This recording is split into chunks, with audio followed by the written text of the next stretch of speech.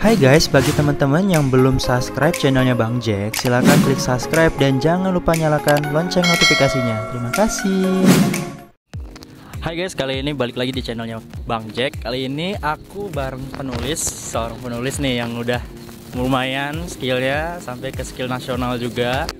Dia juga bantaran kita seorang mahasiswa, mungkin bisa mengedukasi teman-teman buat awal-awal gimana, awal-awal nulis itu reaksinya harus apapun. Nah, kita dengerin dulu aja biografi beliau ya.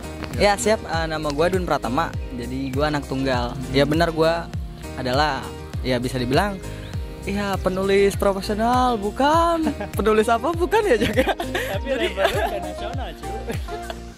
Jadi terserah mau untuk bilang apa, tapi yang benar gue aktif untuk menulis di media sosial. Gue aktif nulis di Instagram, aktif nulis di Wattpad, dan gue aktif nulis juga di Facebook Jak. Jadi bisa di Instagram gue itu @ewinpratama dan di Wattpad gue Dun Pratama 15. Dan di situ gue nulis tentang genre lebih spesifiknya ke romans ya.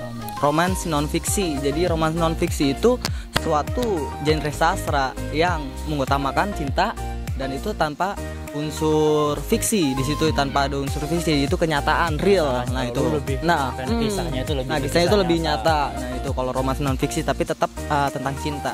Ya, sebenarnya gue menulis itu dari 4 tahun lalu Jak, gitu kan, 4 tahun yang lalu. Jadi baru aktif nih tahun ini.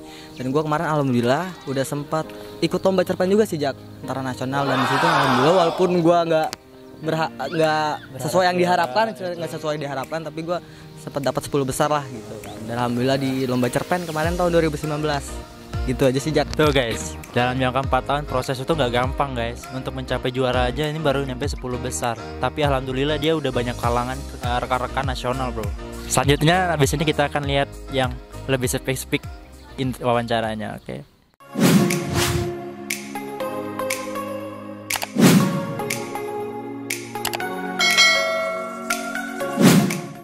Untuk mungkin kan kita tahu nih kan banyak sebagian penulis kan banyak mengalami masa-masa proses.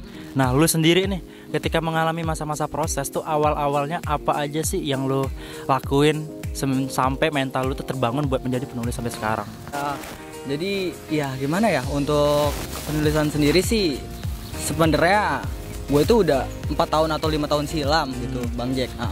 Jadi baru aktif ini setahun yang lalu lah gitu kan. Pas awal-awal mulai tuh hanya kayak ya cuma kayak alay-alay lah gitu kan. Cuma kayak lihat-lihat, cuma jadiin quotes atau gimana. Cuma itu belum skill mumpuni sih, baru-baru tahun terakhir ini untuk giat sastranya lagi gitu. Gimana ya, gue sih pribadinya orangnya yang bener-bener nggak bodoh amat kali ya sama orang banyakan orang lain. Nah jadi kalau untuk kayak kritik membangun itu ya gue dengarkan, tapi kalau untuk kritik menjatuhkan kayak lu alay, lu bucin sih, lu ngapain sih jadi penulis nggak ada duitnya gitu, lu ngapain jadi penulis nggak ada duitnya, coba deh sesuatu yang benar-benar udah kelihatan gitu nyatanya. Nah itu dia, gue percaya akan itu bahwa ya proses akan menuntun lu itu lebih efisien lah, untuk menuntun lu lebih efisien untuk menjadi karakter diri lu yang kuat dan mental gitu.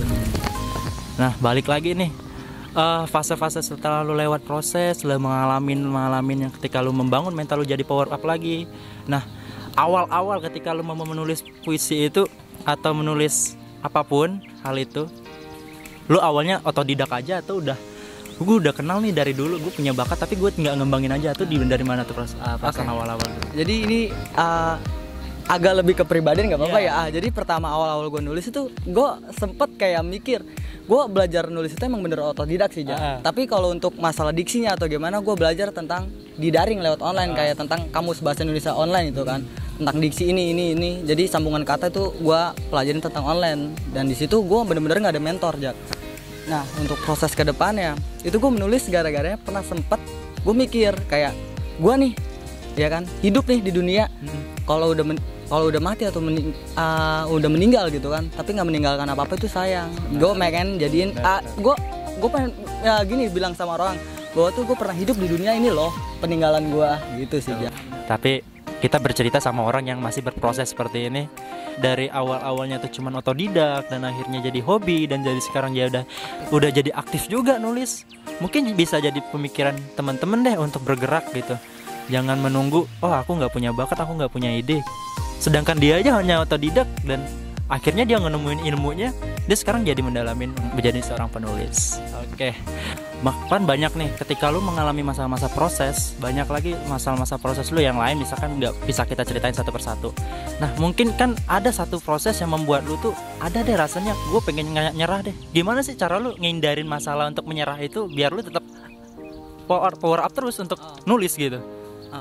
Oke lah gitu, sempet ada yang gue sempet kayak gue pernah awal-awal ya gue bikin quotes yang bener itu namanya gue baru kan, pas 4 tahun lalu gue baru nulis, dan itu ada yang bilang alay lu, atau ya lu apaan sih alay banget, yang penulis tuh nggak ada duit ya, kata dia gitu kan. Dan gue bilang maksudnya setelah 4 tahun ini gue jalani, dan akhirnya gue alhamdulillah ikut lomba nasional kan kemarin, dan untuk saat ini 4 tahun ini gue aktif nulis, dan mereka ya sekarang malah lebih maksudnya lebih wah bagus juga ya ternyata gitu.